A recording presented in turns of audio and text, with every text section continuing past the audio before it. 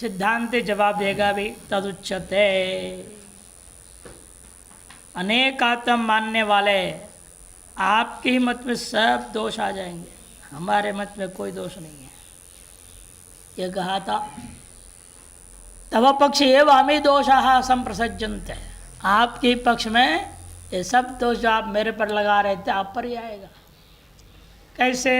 सुनो। तदुच्यते आत्मनाम अनेकत्वे विभुत्वे च। आत्माएं एक नहीं अनेक है और वह विभू भी है, सब के सब व्यापक भी है। फिर तो सभी के आत्माएं सभी के मन के साथ संबंध कर लेगा, व्यापक है ना, सभी के बुद्धि के साथ भी संबंध हो जाएगा। तो सत्य ऐसा स्वीकार करने पर अन्योन्येषाम अन्योन्य मनोबुद्धियादि भी संयोग असंभवती। परस्पर सभी आत्माओं का एक दूसरे के मन बुद्धि आदि से संबंध होने लगेगा। तो सभी आत्माओं को सभी अन्यों के सभी का ज्ञान हो जाना चाहिए। आपकी आत्मा भी व्यापक है, मेरी आत्मा भी व्यापक है। तो आपकी आत्मा जब व्यापक है वो मेरे मन बुद्धि से संबंध करके मेरे मन बुद्धि में जो भी ज्ञान सब प्राप्त कर ले। एक पढ़ लेगा तो सब पढ़ लिया, दोस्त तो आप ही के ऊपर आ गया ना। एक ने रट लिया सब रट लिया, ये आपत्ति आप पर उल्टा आएगा। ते उक्त रीत्या सुख दुख बंध मोक्षादि नाम सांकर्यंच प्रसज्जते। पूर्वोक्त रीति से आप जो हम पर दोष दे रहे थे वो दोष आप पर ही आ गया। सुख दुख बंध मोक्ष आदि सभीयों में सांकर्य हो जाएगा। नहीं कहे शैव अनर्थ, ये एकमात्र अनर्थ है, इतनी बात नहीं। ऐसा एक अनर्थ इति न अपितु विभुत्वाद्य सिद्धिश्च। और यदि अनेक है वो विभु नहीं हो सकेगा, और विभु है तो अनेक नहीं हो सकता। जैसे आकाश हम विभु मान रहे हैं, यदि फिर वायु भी को विभु कहोगे क्या? तेज माने अग्नि, जल, पृथ्वी, आप स्वयं नहीं है। एक लोग जो है आकाश को भूतों में विभु मान लिए, तब बाकी चार को विभु नहीं मानते। इसी प्रकार यहाँ भी हम कहते हैं यदि एक आत्मा विभु है फिर सारे एक के सारे कैसे विभु हो सकते हैं? इसलिए कहते देखो विभुत्वादि जो आपके मत में वो भी सिद्ध नहीं हो सकता। कैसे? तथा ही यद्यत वस्तु श्वेतर भेदवत तत्त परिच्छिन्नमिति आत्मनाम अनेकत्वे सति अन्योन्य सत्ताभिर अन्योन्य भेदवत्वेन परिच्छिन्नत्वात् पूर्णत्वं न सिद्ध्यति। पूर्णत्व की क्रियमाणे तो अनेकत्वं च न सिद्ध्यति। क्योंकि जो वस्तु एक दूसरे से भिन्न हुआ करेगा और निश्चित रूप में वह वस्तु परिच्छिन्न ही होगा। जैसे घट से भिन्न पट है, पट से भिन्न घट है, अतः घट पट दोनों ही परिच्छिन्न है। आकाश वायु ये सब भी क्या है? एक दूसरे से भिन्न है, अतः एक दूसरे की अपेक्षा से वे परिच्छिन्न होंगे। इसे वेदांत मत में आकाश भी परिच्छिन्न नहीं है। जो भी भेद विशिष्ट होगा वो परिच्छिन्न होगा। जो अपरिच्छिन्न है वही मात्र एक वस्तु विभु हो सकता है।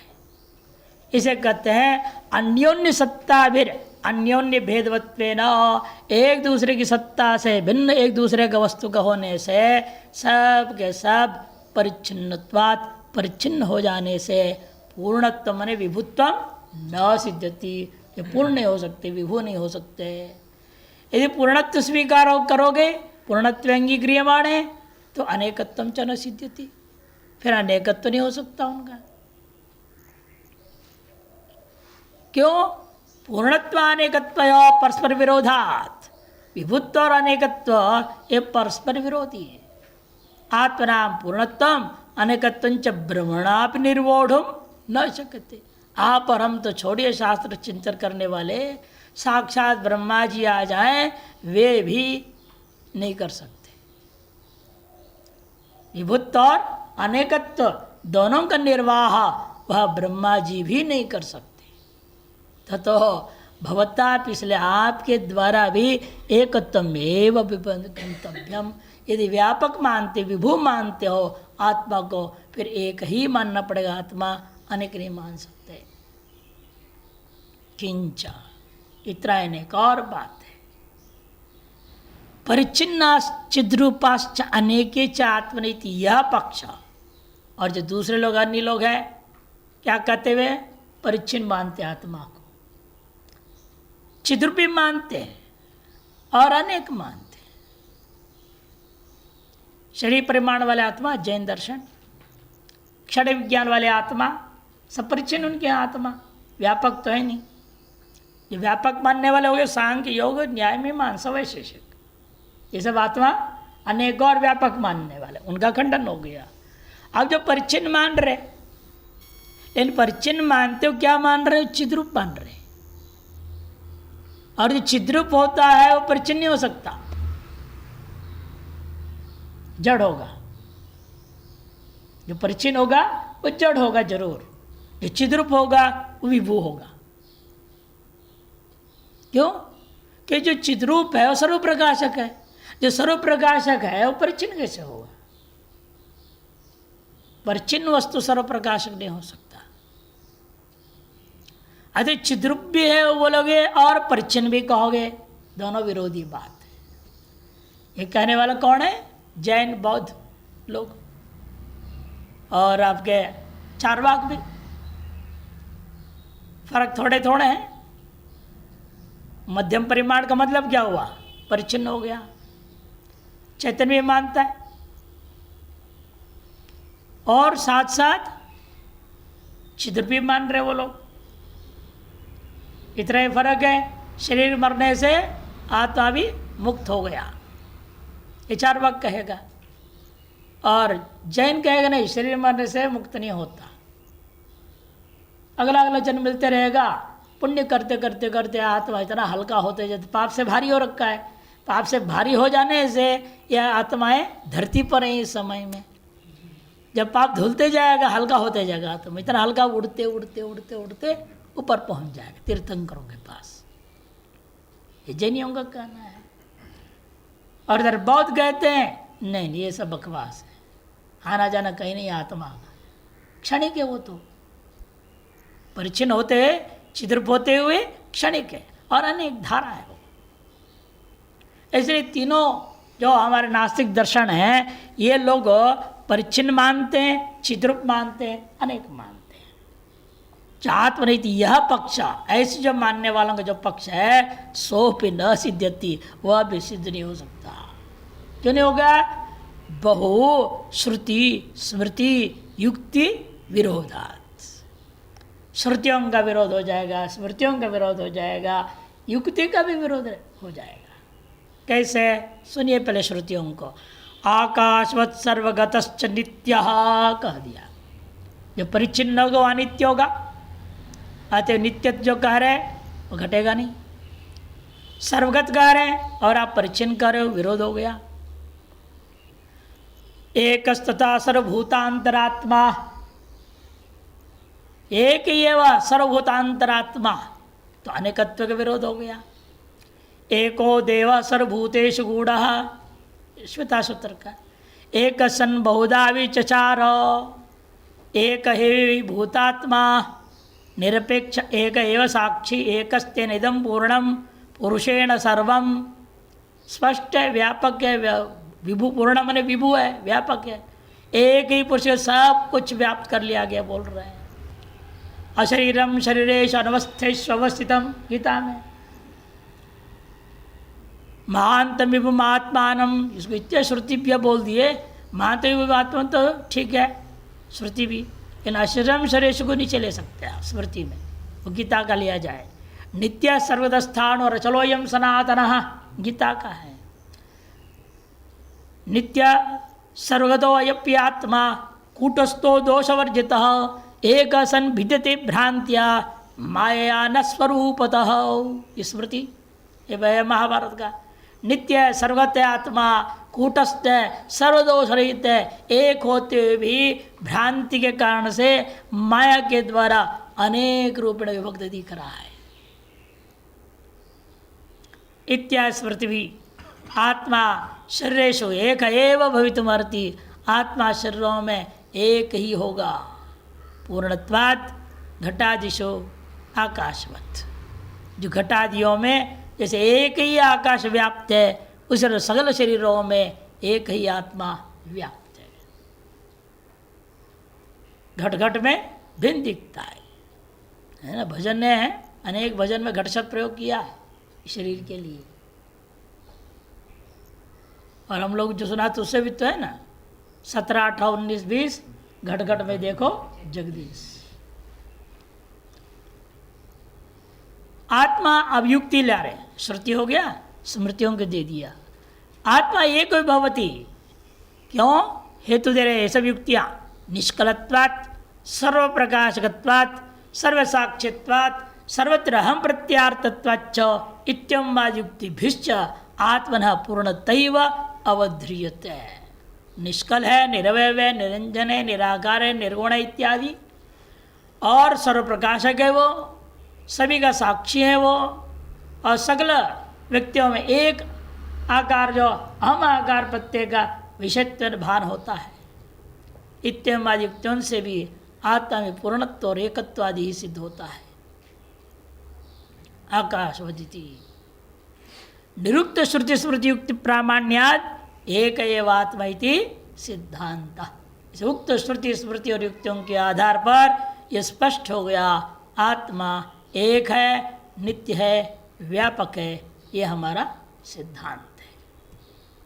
ये तो हम त्वम चई में अब श्लोक में लौटते हैं, जिसलिए मैं परमात्मा, तुम अर्जुन जीवात्मा, और इमे जना जनादि पाहा, तुमसे अपने आप से भिन्नत्व स्वीकार किया गया, ये सारी आत्माएं वास्तव में एक ही है। पूर्वोक्त रीत्या से क्या है ये? भूत भविष्य वर्तमान कालेषु क्वचिदपि न भविष्यामि न। भूत भविष्य वर्तमान तीनों ही कालों में कभी ये नहीं थे, ऐसा नहीं है। अव्यभिचारी रूपेण सदा रहने वाले हैं, नित्य है। किंतु भविष्याम एव त्रिषु कालेषु सत्तावन्तेव स्मः ततो अहम तंचैमे च सर्वे वयम परम ब्रह्मैव। इसीलिए अंतिम पाद ले लिया। अब इसीलिए चाहे तुम हो, चाहे मैं हो, चाहे संसार के समस्त, ये सारी चीज़ें वास्तव में और कुछ नहीं, शुद्ध ब्रह्म ही है। वयम सर्वम परम ब्रह्मैव। प्रपंच तद्भिमान्यादि सर्वदृश्य कल्पनाधिष्ठान भूतम निष्कलम निष्क्रियम शांतम अनंतम नित्य शुद्ध बुद्ध मुक्त सत्य ज्ञान आनंद अद्वयम ब्रह्मैव स्मः। इसलिए हम सब का एक स्वरूप है। हम लोग कैसे हैं? प्रपंच तद अभिमान्यादि सर्वदृश्य कल्पना का अधिष्ठान है। ये सारा दृश्य है, इन दृश्यों की कल्पना का अधिष्ठान हम हैं। और निष्कल आदि है, निष्क्रिय है, अतएव शांत है, और अंत रहित, किसी भी प्रकार के भी अंत रहित है, अनंतम। अतएव नित्य शुद्ध, नित्य बुद्ध, नित्य मुक्त, सत्य ज्ञान आनंद स्वरूपा अद्वैत आत्मा ब्रह्म ही हम हैं। भोक्ता भोज्यम प्रेरितारंच मत्वा सर्वं प्रोक्तम त्रिविधम ब्रह्ममेतत्। सर्वं त्रिविधम एतद् ब्रह्म एव इति प्रोक्तम, ऐसा स्पष्ट ही कहा गया है।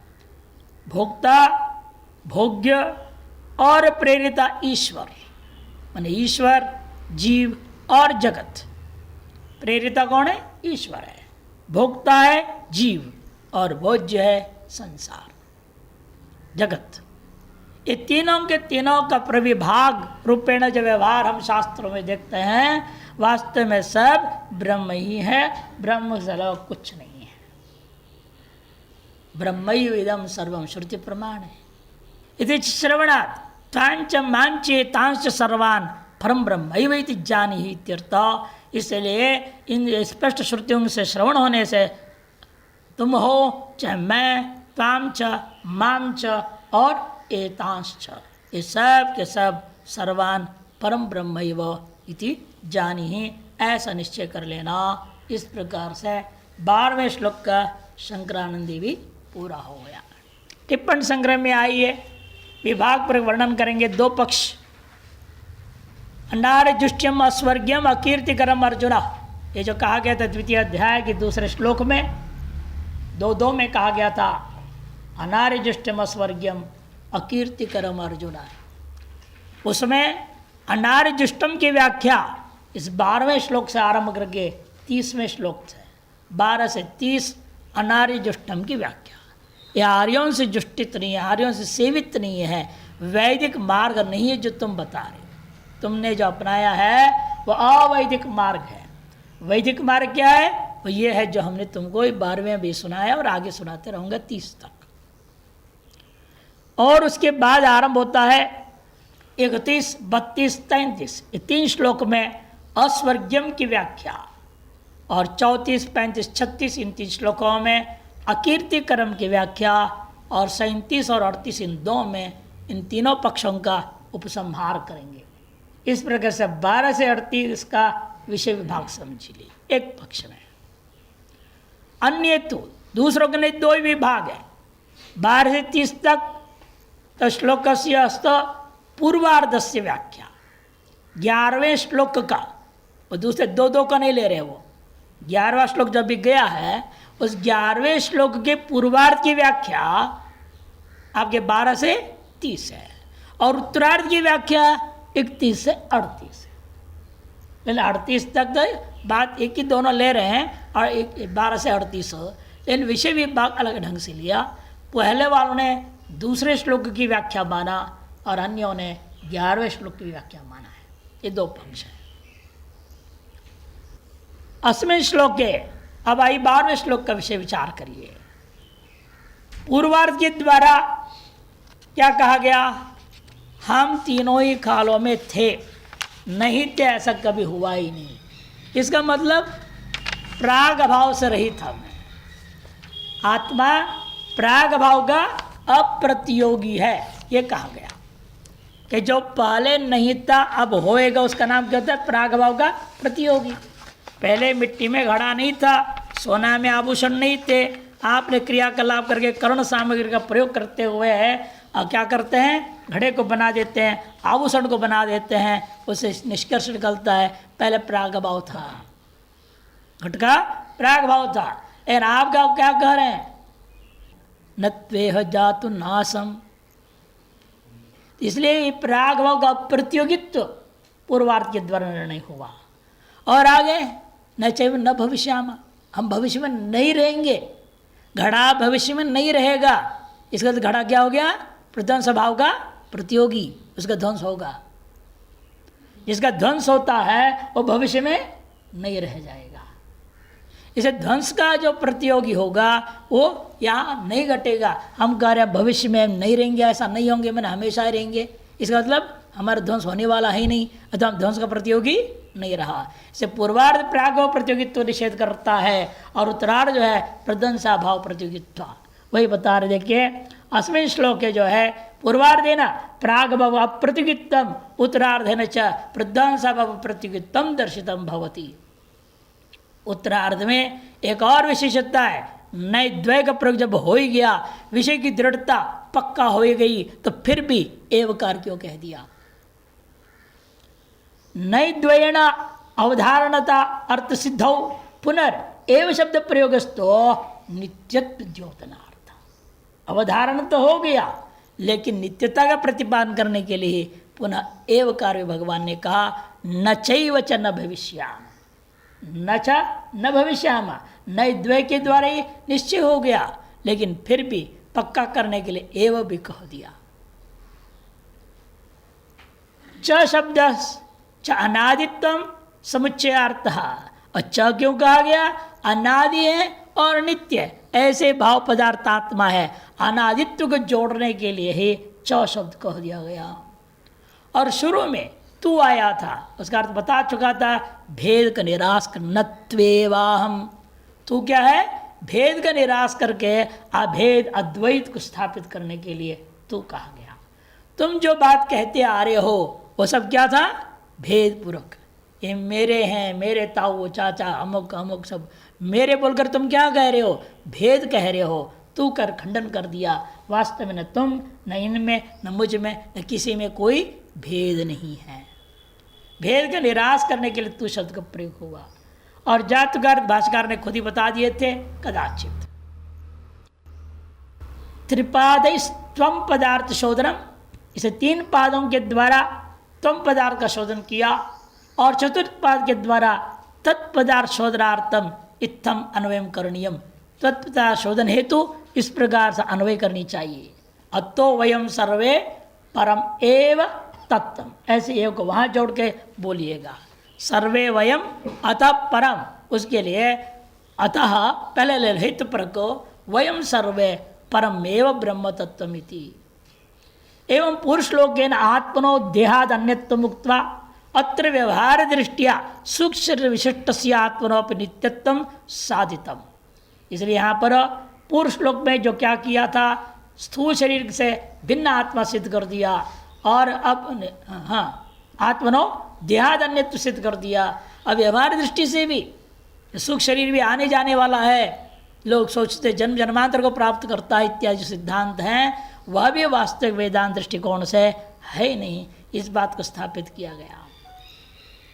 साहितम अंते च, अंत में तत्व पदार्थ और ऐक्यम प्रतिपादितम, अंत में तत्वमसी या ऐक्यता का प्रतिपादन कर दिया। हम सब वह ब्रह्म ही है। ब्रह्मसूत्रे च, इस विषय ब्रह्मसूत्रकार विचार करके कहे हैं, चराचर व्यपाश्रयस्तु स्यात् इति। चराचर सबका व्यपाश्रय माने व्यापक अधिष्ठान एक ब्रह्म ही है। यावत विकारं दो विभागो लोकवत, एक लौकिक व्यवहार में जैसे एक अज्ञानी है, मूढ़ पुरुष हो, अपने विभाग पर सब कुछ व्यवस्था को प्रदान करता है, उसी प्रकार यावत विकार, जहाँ तक भी आप माया का विकार देखोगे वहाँ तक आपको विभाग ही दिखेगा, भेद दिखेगा। जब माया अमाया का कार्य से परे हो जाओ तभी जाकर के आपको अविभाग अद्वैत की अनुभूति होगी। न आत्मा अश्रुते नित्यत्वाच्च ताप्य, और वो जो विकार है वो आत्मा नहीं हो सकता।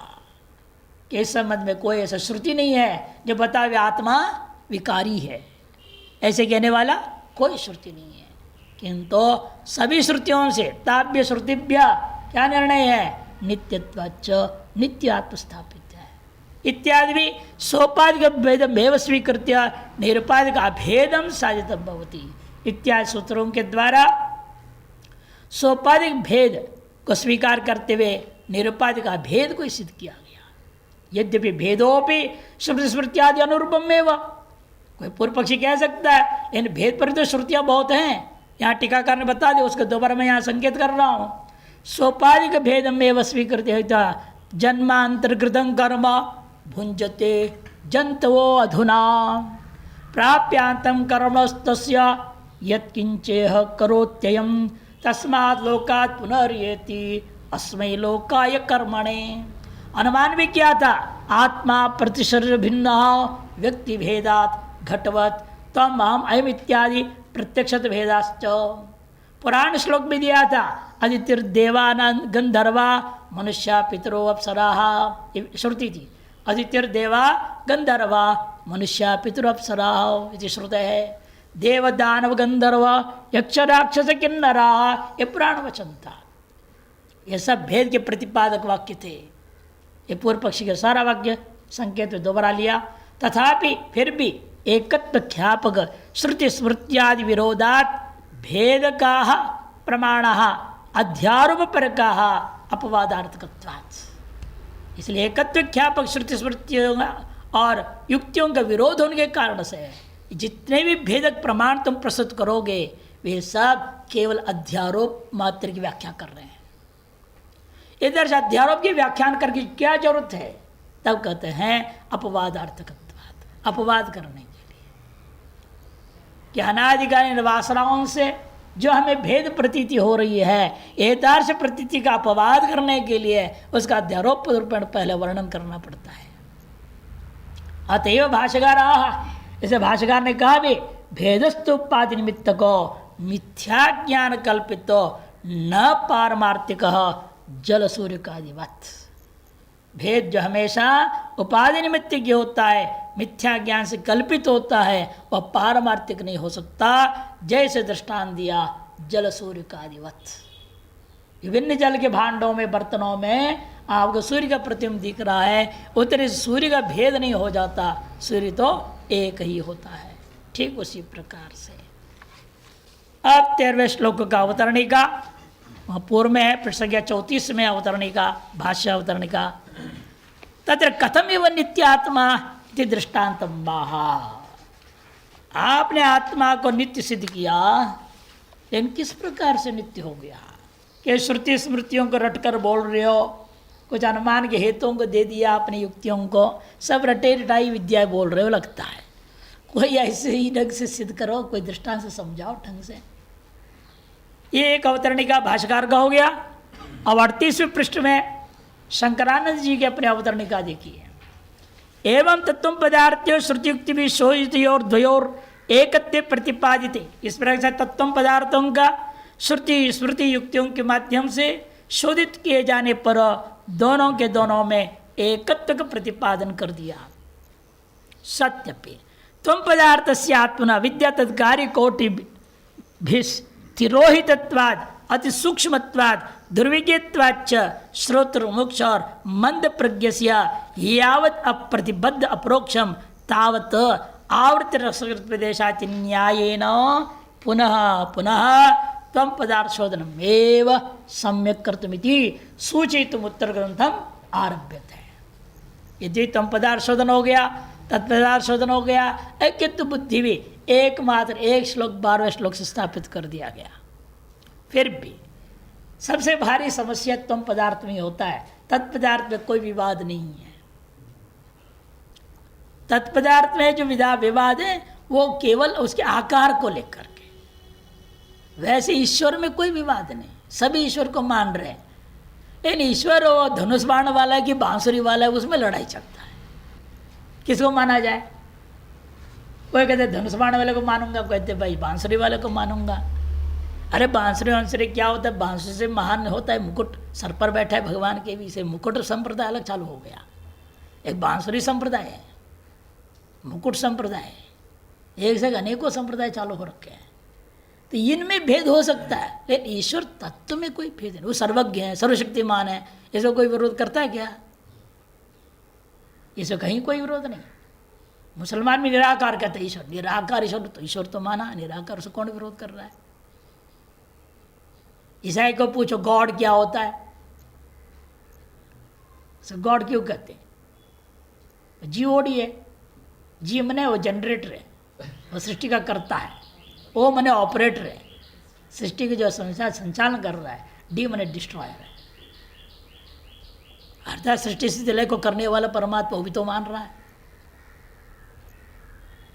तो ईश्वर की सर्वशक्तिमत्ता, सर्वज्ञता आदि में कहीं कोई विवाद नहीं है, स्वरूपत में कोई विवाद नहीं। उसे आकार विकार मानने ना मानने में लड़ाई झगड़ा चलते रहता है। से तत्पदार्थ के शोधन में हमें ज्यादा दिमाग लगाने की जरूरत नहीं। सबसे भारी समस्या है त्वं पदार्थ का, कि इसके पास ज्यादा बुद्धि आ गई है ना थोड़ी।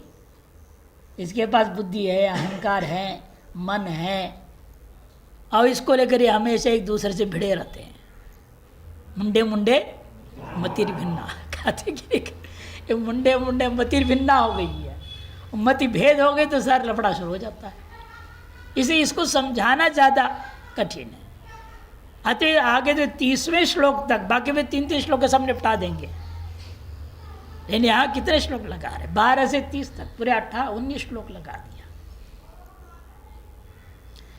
तो ब्रह्मसूत्रकार ने भी कहा है आवृत्तिर असकृत उपदेशात कह दिया। त्वं पदार्थ से आत्मनो, क्योंकि त्वं पदार्थात्म के क्या हाल है? अविद्या तत्कार्य कोटि भी चिरोहितत्वात्, असलियत विद्वत्वम पदार्थ शुद्ध ब्रह्म था, आत्मा था, उसको अविद्या और उसे कार्य के विभिन्न कोटियों के द्वारा तुरोहित कर दिया गया, छपा दिया गया है। हमें आत्मा का प्रकाशन ही नहीं हो रहा है, ऐसा लगता है आत्मा कहीं छिप गया। अति सूक्ष्मत्व, और आत्मा अति सूक्ष्म है, दुर्विज्ञ है। जो श्रोता जो मुमुक्षु है और एवं मंद प्रज्ञ जो अधिकारी है, उनके लिए यावत अप्रतिबद्ध अपरोक्षम, जब तक बिना कोई प्रतिबंध का अपरोक्षानुभूति होती नहीं है, तावत काल पर्यंत आवृत्ति रकर सकृत उपदेशात ब्रह्मसूत्र है। बार बार आवृत्ति करो, यथा तत्त्वमसि 9 बार आवृत्ति करके पिता ने पुत्र को श्वेत केतु को समझाया। उसे पर यहाँ पर हम लोगों को 9 बार से नहीं होगा, 900 बार भी करना पड़ेगा, है ये नहीं? ये कलयुग है, 9 बार में कैसे हो जाएगा? 9 बार में हर बार सुनने के बाद कोई न कोई इंद्रिय से बार फिसल जाएगा। नवद्वारे पुरे देही, 9 द्वार बना हुआ है फिसलने के लिए। इसे कबीर ने क्या कहा? चींटी चढ़े पहाड़ पर 9 मन तेल लगाए, चींटी चढ़े पहाड़ पर 9 मन तेल लगाए, हाथी चढ़ाए पीठ पर ऊंट बगल लटकाए। अद्भुत बोला है ना। चींटी चढ़े पहाड़ पर 9 मन तेल लगाए। वहां पहले मैं तो मन कहने से वजन ले लूंगा। 1 मन कितना हो गया? 40 किलो। 9 मन 360 किलो। क्या चिंटी के शरीर में लगेगा? आदमी के शरीर, हाथी के शरीर में भी नहीं लगेगा। इतना तेल कहाँ लगा पाएंगे? 360 किलो तेल। इसे तात्पर्य अलग है, उसका समझना पड़ता है। और कहीं चिंटी के पीठ पर हाथी चढ़ जाए और फिर भी चिंटी चल रहा है, ऐसे कैसे होगा? ऊंट में बगल लटकाओ, कैसे लटकाएगा चिंटी? इसे पूरा तात्पर्य अलग में प्रयोग किया, रूपक अलंकार है। चिंटी मने साधक, जीवात्मा। और मोक्ष कहाँ है? पता ही नहीं, पहाड़ है वो। चिंटी चढ़े पहाड़ पर। मोक्ष प्राप्ति के लिए पहाड़ पर लगा हुआ है। ये साधक चिंटी जैसे चढ़ रहे, धीरे धीरे धीरे, बार बार लुढ़कता है। चिंटी देखो, एक चीनी, बाबू से पता, चीनी ऊपर है, गुड़ ऊपर है। चिंटी क्या करती है? वो चढ़ती है, वो गिर जाती है, लेकिन छोड़ेगी नहीं, बार बार चढ़ती। इसलिए अंग्रेज ने लॉन्गफेलो नाम का बहुत अच्छा कविता का उनका लेखक था, उसे लिखा, try and try again, at last you will succeed, just like an ant climbs up the हिल। हम लोग दूसरी कक्षा में पढ़ा हुआ कविता है ये। ट्राई एंड ट्राई अगेन, बार बार प्रयास करो, at last you will succeed, अंत तुम्हारी ही सफलता होगी। दृष्टांत क्या दिया? Just like an ant climbs up the हिल, जैसे कि चींटी जो है पहाड़ पे चढ़ जाता है। कितने बार उसको गिरना पड़ता है, वह हर बार हिम्मत नहीं हारता, आगे ही चलते रहता है। यदि साधक रूपी चींटी का भी करते हिम्मत मत हारो कभी भी। जबकि आपकी इंद्रियों के माध्यम से मन बुद्धि अहंकार 9 मन तेल लगाए। ये मन मने इंद्रिय, मन इंद्रिय, ये 9 छिद्रों से तेल लगाए, मैंने फिसलना अर्थ है। तेल से क्या होता है? फिसलना। 9 छिद्रों के द्वारा ये मन रूपी जो है अंतःकरण बार बार फिसल के संसार में भले ही जाते रहेगा, लेकिन पकड़ के खींच के वापस ले आओ, फिर लगाओ अपने मार्ग में। यदि भी जीवात्मा अपने पाप के रूपी गठरी अपने पीठ पर चढ़ाया हुआ है, हाथी चढ़ाए पीठ पर। हाथी क्या है यहाँ पर? प्रतीक, हमारे अनंत जन्मों के वासनाएं, कर्म, ये प्रतीक है। और ऊंट बगल लटकाए और अपने अहंकार को कभी त्यागते नहीं हो। ऊंट क्या है? हमेशा उपयोग करता है ना, अहंकार, अहंकार को कभी घटाना भी नहीं चाहते आप। कोई बात नहीं, फिर भी लगे रहो बोलता है। चिंटी चढ़े पहाड़ पर, नाव में तेल लगाए, हाथी चढ़ाए पीठ पर, ऊंट बगल लटकाए। अद्भुत है। कबीर की वाणी में ऐसे बहुत सारी चीज़ें हैं, बहुत गजब बोलते भाषा होती, समझने वाले के लिए बहुत उपदेश दे दिया, साधक के लिए तो बहुत जबरदस्त उपदेश इसमें है। इसलिए हमें अत्यंत सतर्क होना पड़ेगा कि हमारे पीठ पर जो लगा हुआ दुनिया भर की वासनाएं, संस्कार है, पाप पुण्य का ढेर हम ले चल रहे हैं, उसका मार्जन कैसे होगा और कैसे हम अपने इस अहंकार को बार बार चोट देकर घटाते जाएंगे, तब हमारा यात्रा सफल होगा। यह अंतर यात्रा तभी सफलता को प्राप्त कर सकते हैं। इसलिए आवृत्ति असकृत उपदेशात, अनेक बार इसलिए उपदेश देना पड़ता है। इति न्याय न, इस ब्रह्मसूत्र के उक्त न्याय के आधार पर पुनः पुनः त्वम पदार्थ शोधनम एव सम्यक कर्तव्यम, त्वम पदार्थ शोधन को ही सम्यक करना चाहिए सूचितुम आगे के ग्रंथ को आरंभ किया जाता है। तत्र पूर्वम त्वम पदार्थ से आत्मन काल त्रय सद्भाव प्रतिपादित। अब पूर्व श्लोक में त्वम पदार्थ जो आत्मा है काल त्रय में उसका सद्भाव है, इसका प्रतिपादन करते हो गया। सत्यप्येतद देहनाश अनंतरम सत्ता न दृश्यते है। फिर भी आदमी सोचता है इस देह के मरने के बाद मैं हूं, ये सत्ता अनुभव में नहीं आता। और अगला जन्म में पहुंचने पर वहां पर ये नहीं आपको मालूम है मैं पूर्व जन्म में ये था, वही मैं इस जन्म में यहाँ ऐसा हूं। ऐसे किसी को भी पूर्वोत्तर की स्मृति हो जाए तो संशय का नाम नहीं रहेगा। कैसे संशय हो सकता है? लेकिन पूर्वोत्तर स्मृति का अभाव होने से लगता है कि मरने के बाद दोबारा जन्म होता ही नहीं है। चार्वाक खड़ा हो जाता है। चार्वाक सिद्धांत की जवाब देने के लिए अगला श्लोक है, एतद् देहनाश अनंतरम सत्ता न दृश्यते खत्म तत्र सद्भाव। इसे उत्तर काल में इसका सद्भाव कैसे सिद्ध करोगे आप? यदि शंका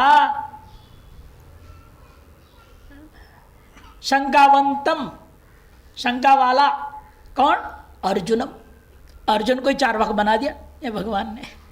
अर्जुनम आलक्ष्य, लक्षित करके आत्मनो देहांतरे पे सत्ताम सदृष्टान्तम प्रत्यक्ष अनुमानाभ्याम अवगमितुम आह। आत्मा जो है देहांतर में भी सत्ता प्राप्त करता है, इसको दृष्टांत के साथ प्रत्यक्ष और अनुमान आदि प्रमाणों से बोध कराने के लिए आरंभ करते हैं। 13वां श्लोक, देहिनोऽस्मिन् यथा देहे कौमारं यौवनं जरा तथा देहांतर प्राप्तिर धीरस्तत्र न मुह्यति। देहिनोऽस्मिन् यथा देहे कौमारं यौवनं जरा तथा देहांतर प्राप्तिर धीरो तत्र न मुह्यति। यथा अस्मिन् देहे, जिस प्रकार से इस देह में आप देख रहे हो, बाल्यावस्था थी, तदवच्छिन्न जो शरीर था वह नष्ट हो गया। आप कुमार अवस्था में पहुंच गए। कुमार अवस्था अवच्छिन्न जो शरीर था वह भी खत्म हो गया, है कि नहीं? युवा अवस्था में पहुंच गए। और हम लोग हैं सफ़ेद दाढ़ी वाले, है कि नहीं? जितने इनकी युवावस्था भी खत्म हो गई, अब जरा बुढ़ापे अवस्था को प्राप्त हो गया है। पूर्व शरीर एक तरह से आपके लिए वह नष्ट हो चुका है, उत्तरोत्तर शरीर उत्पन्न हो रहा है। प्रतिक्षण यहाँ विकार हो रहा है शरीर में। विकार होने का मतलब ही विनाश होना है। एकदम मर गया, मुर्दा होकर के बच्चा मर गया, फिर जन्म लिया दोबारा और वहाँ पर किशोर हो गया, और किशोर मर गया, फिर जवान पैदा हो गया। ऐसा तो नहीं दिखता है, लेकिन यह निश्चित है विकार तो दिखाई दे रहा है। पहले दाढ़ी मूछ नहीं थे, फिर दाढ़ी मूछ आ गया, सब बाल काले थे, फिर धीरे धीरे सफ़ेद होते गया। ऐसा एकदम मांस टनाटन था, धीरे धीरे धीरे झुर्रियाँ पड़ने लग गए, होते कि नहीं होते? ये वही परिणाम दिख रहा है, परिणाम ही उसका एक तरह से विनाश का द्योतक है। सर नाश भी अनेक प्रकार के ना, मरना ही नाश नहीं है, नष्ट होना ही नाश नहीं है, विकृत होना भी नाश है। हम विकार स्पष्ट देख रहे हैं, अनुभव सिद्ध है ये विकार कि कौमारम यौवनम जरा यथा देहे अस्मिन देहिनो, भले देही एक है, वही सभी अवस्थाओं को, सभी शरीरों को अनुभव कर रहा है। ये नहीं कहता है शिशु वाला मैं अलग था, कुमार अवस्था वाला मैं अलग हूँ, युवावस्था वाला अलग है, वृद्धावस्था वाला अलग आत्मा है, ऐसे किसी को भी अनुभव में नहीं आता। सकल शरीर अवच्छेदन एक ही आत्मा अनुभव करता है। तथा देहांतर प्राप्ति, एक यहाँ पर अवस्थावच्छिन्न जो शरीरों से दूसरे अवस्थावच्छिन्न शरीर की प्राप्ति होती है, उसी प्रकार से देहांतर प्राप्ति भी होती है। अतएव तत्र एतस्मिन् विषये धीरो न मुह्यति, धीर के मोह को प्राप्त नहीं करता। इसका भाष्य आदि